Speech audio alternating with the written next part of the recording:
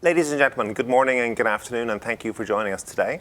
As we've been hearing over and over again in the first few days of COP, there is an urgent need to channel more money from rich countries into developing countries, not only to help them fund the aftermath of COVID, but also to help them fund the energy transition. And the sums that we're talking about are not in the billions, but if those of you who heard Prime Minister Narendra Modi, Indian Prime Minister Narendra Modi speaking the other day, the numbers we're talking about are actually in the trillions.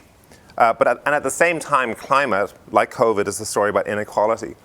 Climate vulnerable countries pay an average of 117 basis points more to borrow than rich countries, according to a 2018 analysis. The weighted cost of capital for low carbon tech can be as much as 3 times for African countries as it is for Western EU countries. So we need to talk about whether the existing mechanisms that we have are fit for purpose and how best to marry the goals of governments with the private sector in channeling the money to where it's most needed. So I'm delighted to welcome our hybrid panel here today. Remotely from New York, we have Valentine Andrews, Global Head of BlackRock Real Assets. From China, we have Ma Jun, founder and president of the Institute for Finance and Sustainability.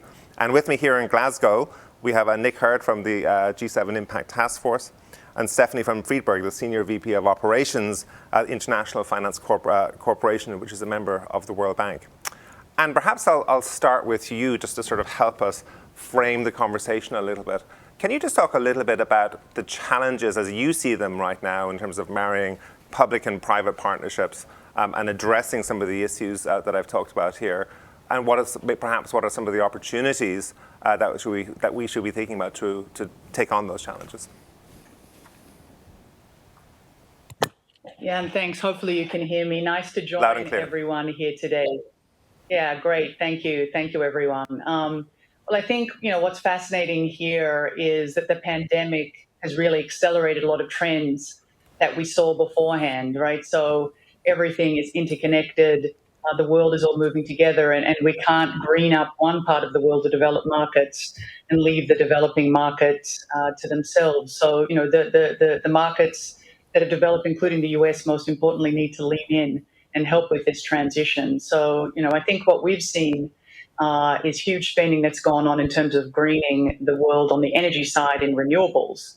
Obviously, about 95% of what's happened in the last 10 years has been invested into renewable energy, but that same amount has not gone on into the emerging markets. So they're expanding, demographics are increasing, and so they're still building a lot of fossil fuels, and that's still going to happen over the coming decades. So if we don't do something now, the carbon that's generated there is still going to be a challenge. So the way we think about it here at BlackRock is it's up to all of us to invest. This is a huge investment opportunity. But up until now, it's been challenging for investors to invest into the emerging markets because of country-specific risks and other risks that are hard to structure around. And so, our job here is to make it easier to put money into those markets. We've just closed a fund that does that as well, the Climate Finance Partnership, which has been talked about a lot here at this conference. So I think it's up to us to lean in. I like the amounts are trillions. We estimate at least $1 trillion a year is needed.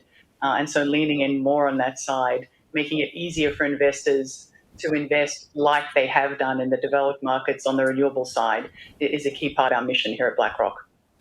And we had Larry Finger, of course, here yesterday, and he's been talking about this a lot in COP this year. But could you perhaps just talk a little bit more about some of the specific ideas that BlackRock has here in terms of mobilizing this finance and getting it to where it needs to go? Yeah, so certainly, one of the ideas that we've been working on, which is the Climate Finance Partnership, is mobilizing public and private capital together in a way that you can take away some of these risks that stop institutional capital from being brought to bear. So, the Climate Finance Partnership, which is a fund we just closed at 670 million, actually brings government capital along. So we had Germany, France, and Japan to take that first loss capital position and then you bring in the other investors, the institutional investors. And so it makes it a little bit more like investing in developed markets. And, we can mobilize these type of public-private partnerships at scale. I like to think back to when we started investing in renewables back 10 years ago at BlackRock. It was quite unusual to do that. It was also unusual to have vehicles just focused on renewables. Fast forward to where we are today, we're raising billions and billions of dollars to invest into the climate revolution. And so we see the same types of numbers that could happen in the emerging markets. So I think mobilizing this capital to team up, because nobody can do this by themselves, right? So really dealing with some of those risks and providing the first loss capital, we see as key. So it's a true public-private partnership to address these issues in the emerging markets. Thank you. Stephanie, I'll bring you in here. The IFC is, of course, the largest global development institution focused on the private sector in developing countries. And if I may, I might be a little bit mischievous here. So Larry Fink was here yesterday, and one of the comments he made was that the IMF and the World Bank need to be redesigned to take on more risk and to help the private sector send more money to the emerging world.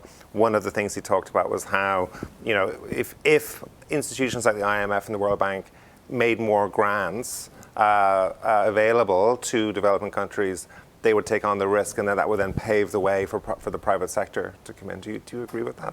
So it's an interesting question, John. And I think you said in the very beginning, we've got to ask whether or not all of our institutions are fit for purpose. Yeah. So the World Bank Group is the largest financer of climate projects in emerging markets, $83 billion over the last 5 years, $26 billion alone last year. I think we are fit for purpose. I think the bigger question we need to be asking ourselves is whether or not we're leveraging all of the different pools of money adequately. So I would say there's 4 pools of money that could do different things. So first, there is not enough projects that are actually bankable in emerging markets today. So we need to structure those projects. We need first loss. We need de-risking. I think that philanthropic money can help us do that. And there's more philanthropic money available today than there's ever been to solve the climate crisis. And largely because philanthropies have done very well, because the markets have served them well, but also because they care about people and they're worried about inequality, which you raised. I think the second pool of capital that we need to be calling on is the balance sheets of organizations like IFC and the World Bank. We do a lot of financing in this area. We've structured many public-private partnerships, so we need to be that glue. I think the third place we need to be looking for capital is the $100 trillion of companies that have all pledged to get to net zero by 2050. They don't know how to get off the taxi rank, and they need carbon credits. I think we can marry those two things together and actually begin to create some of the first loss and blended finance that we need to pull into those.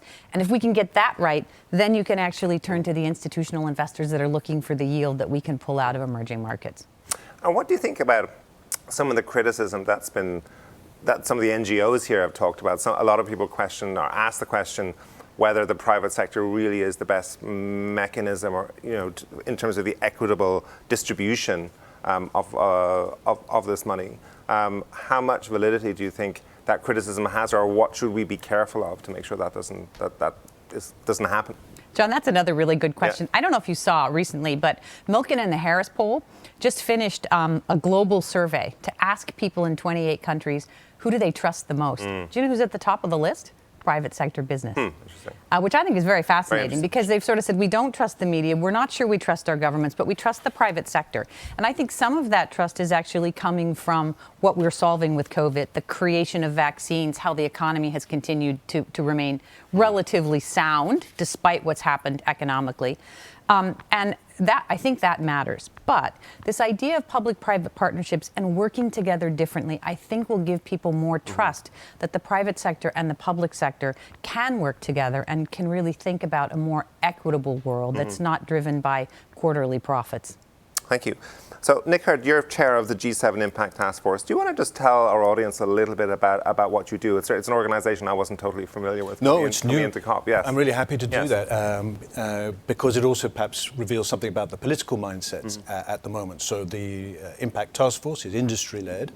It's set up under the G7 presidency with the full support of the British government. And we've been setting the exam question, which is how do we accelerate the deployment of private finance for positive impact, but in a process that has integrity, that word's very important, and in a process that doesn't leave people and places behind. And that's very important. And I think part of the political mindset here is recognition of the huge funding gap between the high-level declarations that we're waking up every day to and the reality of public balance sheets, and that gap has to be met by the private finance, and recognition that we've been at this for a while, right? This isn't a new exam question. So we've got to look back over the last decade, at least, and understand why we haven't made enough progress in answer to this question. So it requires a fresh look. So we're looking at a very important issue around impact transparency and whether we're making enough progress in holding enterprises and investment institutions to account for the impact of their investment decisions. And the second thing we're looking at is policies and instruments to facilitate and accelerate the flow, particularly into emerging markets. Because this isn't just about volume. We all talk about big numbers, but it's also about destination and where this money goes, and where it's most needed and where it's going to have the most impact, and how we make those spaces and those frontier markets more investable. That seems to be key questions that we've been set up to try and help add value to the debates that are going on elsewhere in that space. And can you talk a little bit about what sort of benchmarks or metrics you'll be using to hold people to account, or to sort of to gauge that impact? Because again, here in COP, lots of the sort of the skeptical view on COP is that there are obviously lots of great declarations made, lots of great promises made, but where's the follow through? No, it's my big worry, and it's one shared by many people, which is the how. It's fantastic we've got this high level ambitions, but we talked about trust before. People, this process is going to be under ever more scrutiny. These high level declarations, people are going to be following up and say, how? What did you do? What did you do? What did you do?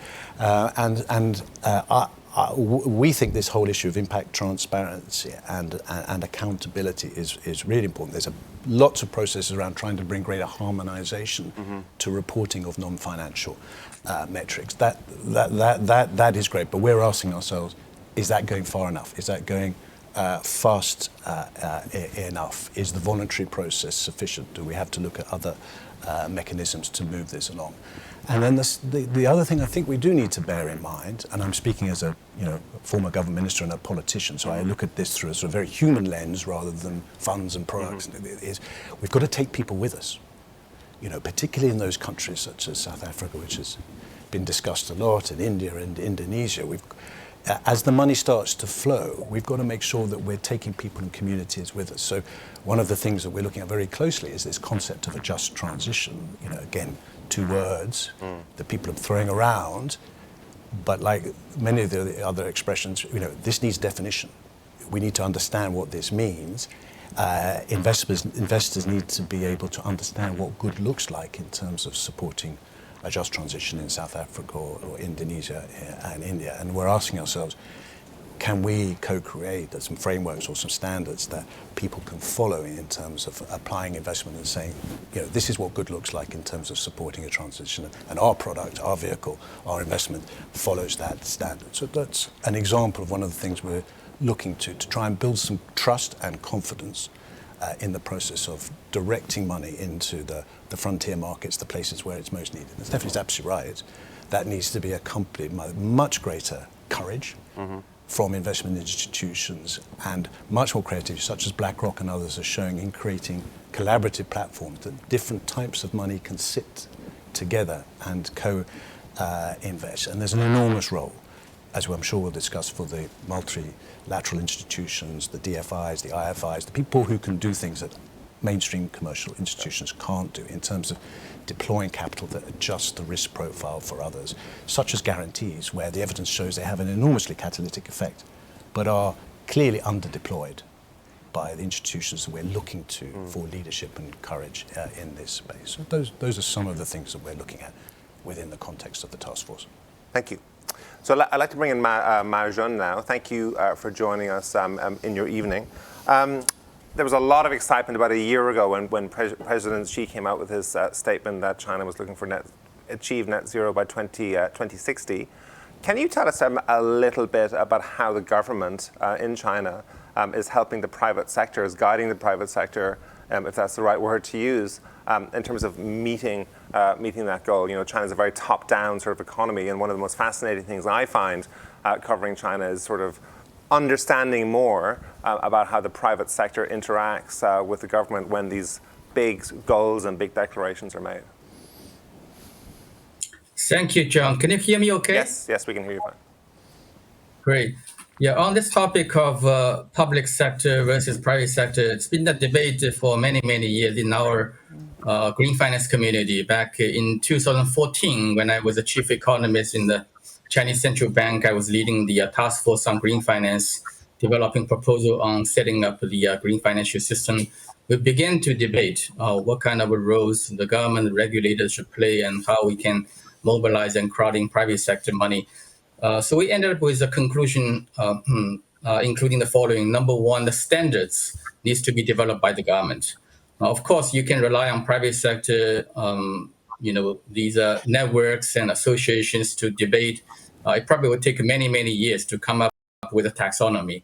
But within the government, which has the leading power, we can very quickly mobilize the expertise and develop a taxonomy within 6 months or 12 months. That's what we did for the green bond taxonomy. I was leading the drafting of green bond taxonomy in 2015, and we came up with that taxonomy by end of this year. And second year, China became the largest green bond issuer. The second point of this relationship, which we now have a consensus, is that disclosure needs to move towards a mandatory arrangement. We started with some voluntary guidance and semi-voluntary guidance. It's not working very well. You have to force the corporates and financial institutions really to disclose information that's related to environment and to climate, and in the future, I think, related to biodiversity, so that the money can really identify who is green and who is not green. And the third thing the government should do is to provide incentive, which could be in the form, as our previous speakers were saying, guarantees and so on. But it's a wide range of options. In China, we have used a re-lending facility from a central bank. And in the coming few months, I think the Chinese central bank will be announcing another much bigger re-lending facility that's called decarbonization facility, to provide low-cost funding for low-carbon or decarbonization projects. And also at the local level, we have lots of local governments providing guarantees and subsidies for interest payments. And just give you one example of Huzhou City, which is a great pilot in China on green finance, largely because the interest subsidies, they were able to grow their green loans at more than 30% per year in the past few years, and leading to actually much more fiscal revenue coming out of the green economy. And therefore, I was joking with a lot of local governments in China, saying that if you're putting 1 billion RMB this year to subsidize interest payments, you probably will get back 3 or 4 billion in your fiscal revenue. So these are the things which we are now relatively clear as what the government should do. And as a result, we are able to mobilize a lot more private sector money, I think 10 times more than the public sector money, to finance the green activities. And now, under the President Xi's pledge on carbon neutrality, I think the majority of these green activities will be low carbon activities. In fact, in the latest statistics on bond issuance, the green bond issuance, about 65% of the green bonds issued in China now are actually for decarbonization purposes. And you're right. Obviously, there's been a huge explosion of green bonds in China. But what do you say to international investors who say that the standards of those green bonds are not as stringent, they're not as strong as perhaps some of the standards we might see in Europe? Do you agree with that? And do you see a need to strengthen that green bond taxonomy in China? And if so, when will we see that? That's a very interesting question. Taxonomies are different in different countries because they use their local policy priorities and technical conditions as the basis for developing a taxonomy. And a major effort that's being made between China and Europe right now is to work towards a common ground taxonomy, which I think you will hear our release tomorrow by the International Platform for Sustainable Finance. That common ground taxonomy will be picking the activities that's recognized both by the European taxonomy and by the Chinese taxonomy. That's what we call common ground taxonomy. And I think in the future, if someone using the common ground taxonomy to issue green bonds, for example, Chinese issuers to use the common ground taxonomy to issue green bonds in Europe, it will be much easily recognized. And if a European issuers wants to issue green bonds in Chinese bond market, using that taxonomy, it should also substantially reduce the transaction cost or search cost. And one very quick final question: mandatory disclosures. You agree that should happen, but do you expect it to happen, and when? It's not a black and white thing. The process of moving towards compulsory will involve many steps. For example, the CSRC, the Chinese security regulators, came up with a compulsory requirement for ESG disclosure in the middle of this year. But still, they need to work on the many specific indicators that will come in the next few steps. And also, the governor of the central bank in China has already announced that the central bank will establish compulsory requirement for environmental and climate information disclosure for financial institutions. And a high-level guideline was just out a couple of months ago on how financial institutions should be doing that. But I think it would take some time for the detailed operational indicators to come out in the templates for these financial institutions to be reporting in a consistent manner. Thank you. And let me get back to you. I mean, one of the sort of notes of concern we've seen over the last couple of months now is a lot of people are now starting to say that in the West certainly, but also all right around the world, that we've wasted, or there's a risk that we're going to waste this opportunity to build back greener. That all of the hopes and aspirations perhaps we had in the depths of the pandemic, that the recovery would be a green recovery. They seem to be dissipating a bit. Obviously, look at what's happening in the US. President Biden having huge problems getting his climate agenda through. In terms of public-private partnerships, what sort of strategies or what sort of tactics do you think could work to make sure that the recovery from the COVID catastrophe is as green as possible? Yeah, so I'm actually a little bit more positive than that. Hopefully, you can hear me. Yes. What I think we've experienced at BlackRock is a real change in the demand for green investments, right? So again, if we were having this conversation 10 years ago, it was kind of like, oh, I'll have that. It's nice over there. But now it's become a must-have. So it's really changed the dynamics, right? So we always saw demand out of Europe, but now it's really coming very strongly from the US, and it's also coming from Asia, as we've just heard. So, boards, people controlling these very large pools of pension money, insurance assets, they're really demanding that these products are available, and that's very different. That's a massive shift from where we were even just 5 years ago. So, I'm actually pretty excited about the shift and about just the volume of capital that's moving. And I agree with some of the comments that were made here. I do think, the private sector does need to save for retirement, does need to get all of this long-term money into the ground. They are looking for more yield. And so inevitably you put all of those forces together, and our job is to invest and find alpha for our clients, right? That's ultimately what we want to do. We want to help them save for retirement. So you just look at the sheer volume of numbers, and that's what gets us excited in terms of, solving this, right? Because so I'm actually more positive because I see the shift more broadly. Obviously, everybody has to work together, but the paradigm's changed. The paradigm really has changed. We're seeing it from institutional, we're seeing it from retail.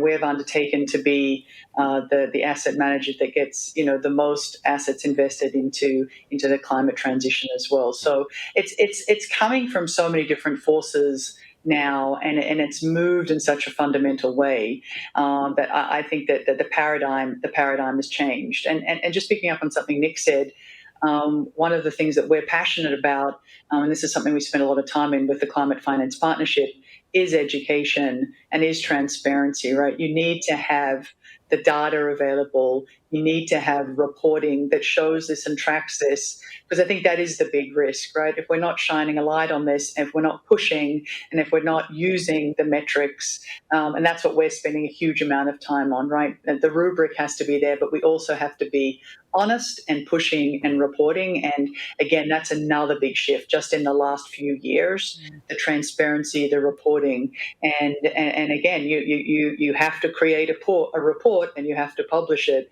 And that forces a certain amount of progress just by the nature of actually reporting and publishing. And so we truly believe, and we're part of the task force that Nick is running, that is the way to push this forward. So I'm a bit more optimistic just because of the shift I've seen. And do you want to know? But on that, what would you say to an entrepreneur in Africa who is interested in investing in green tech, low carbon tech, who would say that sounds great, but as I said earlier in my intro, the cost of capital for someone like that is 3 times higher than it might be for someone who was trying to launch a similar green project in Northern Europe? What I'd say is the technological advances that have occurred and are continuing to occur are really what is driving a lot of this revolution, right? You think back 10 years ago, the cost of wind and solar was much more expensive, and therefore subsidies were introduced in order to increase the adoption.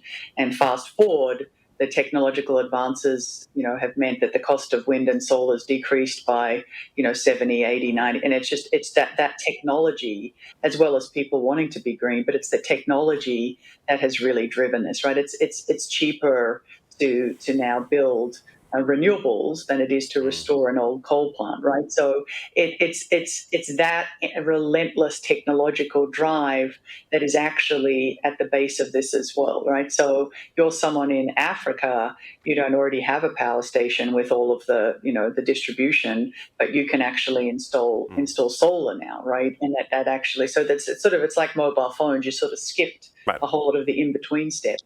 And so, look, I think the technology here, I mean, all the next big companies are going to be, climate tech companies, right? And so I'd say to that entrepreneur, keep working on it, and you're going to be someone that is really part of this revolution. So I think tech is it's really the secret here.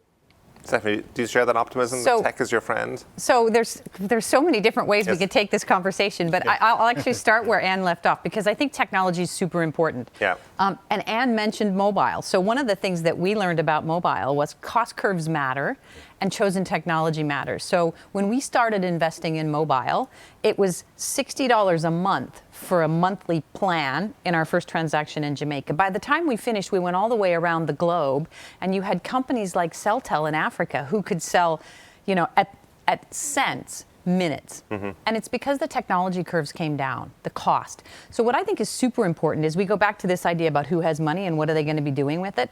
In addition to thinking about how do we de-risk projects, we need to think about, can we subsidize the use of technology to drive those cost curves down faster?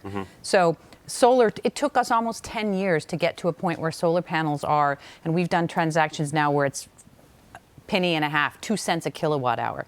But you should pay attention to the cost of solar panels. They've gone up 25% over the course of the last couple of months, largely because of supply chain disruptions, some other issues, and demand. So we've got to be watching all of those technologies and saying, how can we use some of this blended finance to drive down those cost curves faster? So if you think about what Gates is trying to do with his catalyst fund, it might be really interesting for them to partner with us and help us try green hydrogen somewhere in the world. Things like that, carbon capture, all of these kinds of things that we're talking about, they're too expensive for Africa. Of those the clean technologies, obviously solar and wind, they're sort of reached escape velocity in terms of their usage and in terms of how things are getting cheaper and better there. If you had to pick one new green technology that to you looks most promising in terms of helping developing countries address the energy transition, is there one that to you personally looks most promising? So it's an interesting question, John. I've spent a lot of my time at IFC doing our tech business. And so I've followed tech really closely. I'm actually not convinced that wind and solar are the long-term solution. I think they've gotten us where we are today, and I think there's going to be some really interesting new technologies. One of the things I worry about as our chief investment officer is actually investing in wind and solar when we're financing 20 and 25-year projects, because I'm not convinced that technology is going to be there. Green hydrogen is coming. It's coming rapidly. It's too expensive. It's still 4 cents. It needs to be a cent and a half to actually work in emerging markets. But I think we can drive cost curves down and use green hydrogen pretty simply. I'm somewhat optimistic on carbon capture, but maybe more importantly, I need somebody to solve the storage problem. So there's 7 different kinds of battery technologies out there. Storage of the carbon of any energy electricity that's being, that's generated. So solar and wind as an example. Again, if you go back to the idea about cost curves, if we have 7 different kinds of batteries, we're never going to get to a point where we can have long-term storage that can support grids. And that's what we really need. So I'm going to be watching the battery markets really closely and trying to see where is that next technology that can really make a difference in terms of long-term storage. Nick, did you want to get in on that? I completely share the optimism. The paradigm has changed completely. Anne is right.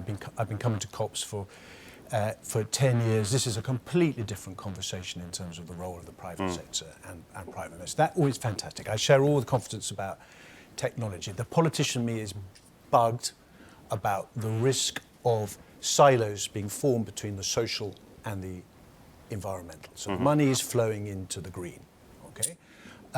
But as I said at the top, we've got to take people with us. And we also need innovation in terms of connecting the green and the social. We were talking earlier about South Africa, and it's fantastic that I'm absolutely sure the money will flow into pursuing the renewable energy opportunities in South Africa, which is, very clear.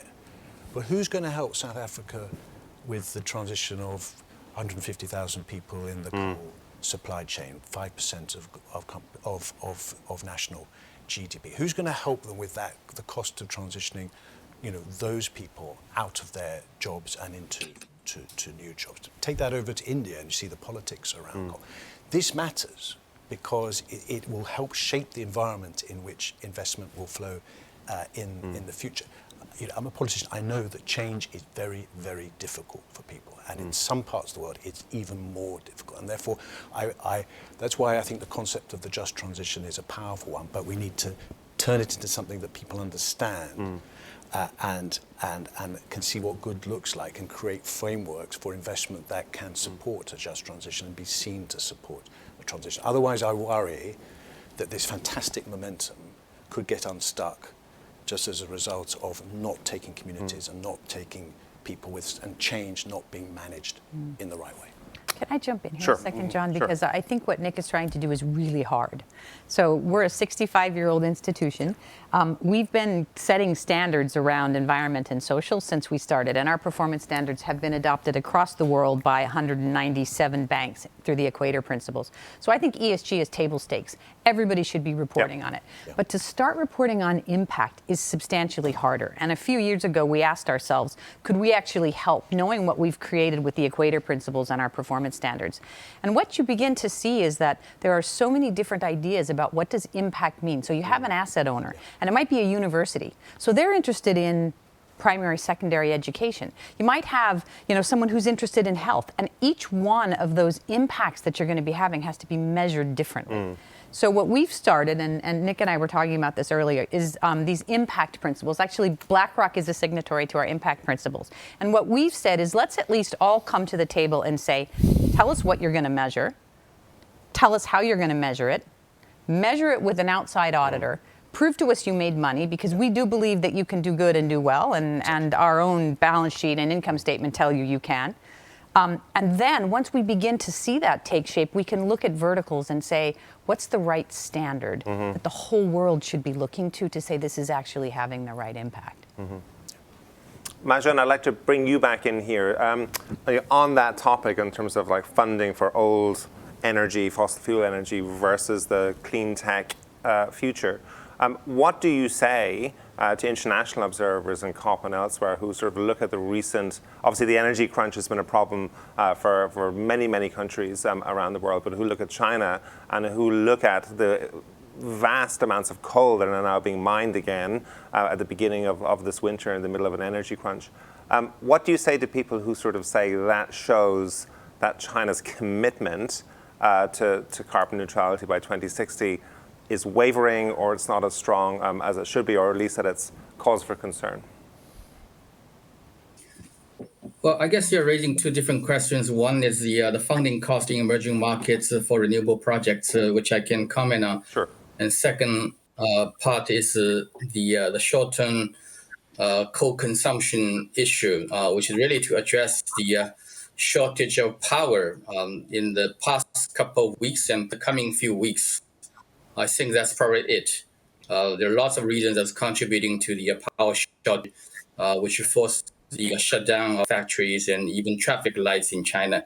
So it's a very, very short-term reaction, which involved some additional coal consumption, but it has, I think, very little impact on long-term trajectory of the carbon neutrality goal, which is set for the coming something years.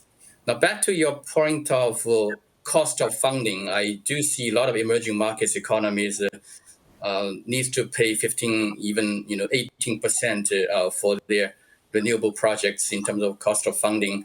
You have to decompose this 18% into many, many different parts. For example, a large part of that may be just sovereign risk. Because the sovereign is low, or even in some cases, country has no sovereign rating. That's why every single project will be financed at very, very high cost from international market perspective. And the other problem may be it's just the project owner problem. It doesn't have a strong project owner, good management team, doesn't have a strong parent. And the other problem may be technology we developed. So in order to address these issues, I think number one, you need to address at a very macro level in terms of a risk. I think if the sovereign risk is too high, indeed, the private sector is unable to participate because the funding cost will definitely be high. And therefore, the MDBs will have to come in. And if it's a problem of the parent being weak, and you can redesign the project owner by introducing new equity, shareholder of the company, and effectively the new parent as a sort of a guarantor to reduce its funding. And also there's an FX problem in some countries where FX markets sing, the hedging cost is very high, and that's adding to the funding cost as well. It has to do with how to find a solution in the FX market. And the other problem very often we see is the lack of demonstration of similar projects in country. And if you're seeing this project as being the first one, has never been tested, even it's old technology, but not in the new environment, the policy environment, and the physical environment, then the perceived risk is high. That's why a demonstration project would be very important in reducing the funding cost of future similar projects. So my conclusion is that it's not just a simple no problem or solution will fix this high cost problem, but it's a combination of many, many solutions. And could you just talk very briefly about, we know the big announcement from a couple of months ago that China pledged to stop funding, to stop international funding of coal. Do you see a role for China's development banks in terms of helping other countries, helping lower the cost of capital for renewables for other countries in Asia? Is that something that we could imagine, we could see happening at some point? I think it will happen because after the stoppage of funding coal-fired power projects overseas, part of that funding, I think, will be made available for renewable projects in other countries. When the availability increases, certainly funding cost will go down. Mm-hmm. Thank you. So we're getting close to the end. I'm going to go around the room quickly for some closing remarks in a moment. But Nick, I just wanted to get back very briefly to a point you made about politics and politicians. And basically the question to you is, do you think politicians are doing a good enough job at explaining the energy transition to voters, to the general public? I thought it was very interesting yesterday. Boris Johnson in his press conference was asked whether he thinks there should be a referendum in the UK on net zero. And it's something when you listen to UK conservative politicians, people like Steve Baker, you do sort of wonder whether they're trying to build momentum towards a referendum on net zero. But it sort of points to this deep level of skepticism, perhaps, in the what could be a deep level of skepticism in the broader public about these goals that are copper self-evident, but maybe are less self-evident if you're lower middle income voter. Yeah, I think it just feeds back to the point I was trying to make, which is to not underestimate the difficulty of the politics underpinning this, and that affects the investment climate for the BlackRocks of this world going forward. And the fact that we're having this debate at the margin in the UK, where there's been a cross-party consensus on climate for, since 2004, 2005. We've got long-term legislation. We pride ourselves on being very progressive on climate. You're still hearing that voice because the reality is we're about to step into the difficult bit of the energy transition, which is changing how we heat our homes and our buildings. Arguably, we've done the relatively easy bit. So a politician as skillful as the Prime Minister knows that you've got to have a story and you've got to bring people along with you. And if that's playing out in the UK, that's going to be playing out in Kenya, it's going to be playing out in India, it's going to be playing out in Indonesia, where people have got to see the benefits of this transition quite soon. And you've got to link, the agenda to prosperity. And let's not forget, we talked before about connected agenda. We're not talking about one crisis here. We're talking about a recovery from COVID crisis, which has triggered a development crisis, because we've arguably gone back a decade in terms of development progress in Africa and other areas. We've got a biodiversity crisis.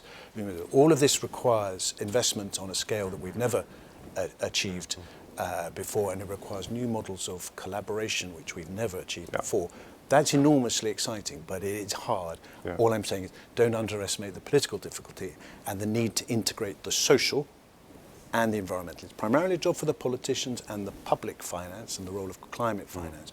But I just think that the private investors need to be aware of it and open to the possibility of looking at things like just transition frameworks and saying, how can we support this process to make sure that the social and the environmental remain interconnected? Got it. So I think we only have about 3 minutes left, so I'm going to quickly go around the room and just ask people for some closing remarks on the debate and where we think we go from here. Anne, I'll start with you for some closing remarks. Yeah, thank you. And I do think it's important for all of us from all different walks of life, wherever you are, to share this message and to do everything we can. I do worry that the urgency, I know the urgency is shared by all of us, because this is what we live and breathe and what we've dedicated our lives to in some way, shape or form. But I worry that the urgency is not there, right? And so sharing it amongst everyone that we know, everyone we touch, sharing the research, sharing what can be done, and really pushing forward as hard as we can with more innovation. And, even if the numbers to start with are smaller than what we would like, but to keep pushing along and to keep, because it's kind of like when you go to the doctor and they say, you need to exercise and eat well every day. But something bad will happen at some point in the future if you don't. I do think we need to scare people a little bit more as well, and share. Because I just picked up on the point you said about, a lot of everyday voters are maybe not as concerned about the ramifications of where we end up at 3% or 4% degrees heating. That's something that we all are very fearful about when you read the research and when you see what's happening around the world. So I do think there does need to be a more unifying, scary message out there to get people to act, but also to get that this is a hugely exciting opportunity. I mean, of all of our lifetimes, this is a massive move, and I agree with Nick. Like, this is fantastic in terms of the opportunity. This is not a bad thing. We can do this. We can all unite. But I do think people need to be a little bit more scared. Is my view. Stephanie. So how about if I scare people? Please scare me. Yes. Okay, we created a globalized world on a shared planet. And we pulled hundreds of millions of people out of poverty. The COVID crisis has knocked 100 million people into abject poverty. So they live on less than $1.90 a day. If we get the pivot to climate wrong in the next decade, another 130 million people will fall into abject poverty. And we're going to leave the world with more than 200 million refugees. So we don't have a choice but to figure out how to get it right, how to partner in different ways and pull all of the capital together to rebuild a very globalized, connected, and shared planet. Thank you. Nick? We have a moment, and it is a big moment for capitalism as well in terms of our response. And I think we've got to work towards a world in which enterprises and investment institutions are accountable for their impact in a very transparent and comparable way. And we need to work together to make sure that this isn't a conversation just about volume or a race to the bottom or to what's easy to invest in at the moment. It's about pushing ourselves harder to make sure that the money flows into the difficult spaces where the impact is higher and where it is most needed. And that's hard, but there are already demonstrations of what is possible. We need to build those models and demonstrations of what is possible to inspire others, because that will tell me that there's real progress. I worry a bit about the gap between the rhetoric and actually what people feel on the ground in South Africa or India and Indonesia. People have got to feel the difference on the ground. The money has got to start flowing and be visible to build that trust in the process. Thank you. Majan, I will give you the final word. Thank you. As you said, the world needs a few trillion US dollars per year for green and sustainable investment, and the majority of that needs to be met by private sector capital. But we cannot simply sit there and waiting for the private sector to mobilize the money for us. The private sector needs to be organized. That's why the government, regulators, international organizations will have to play a role of convening the mobilization in the form of designing the taxonomy, disclosure requirements, providing incentives, and so on. Well, thank you. Thank you to my panelists. Thank you, everyone, for watching. And we'll see you soon for the next event. Thank you. Thank you.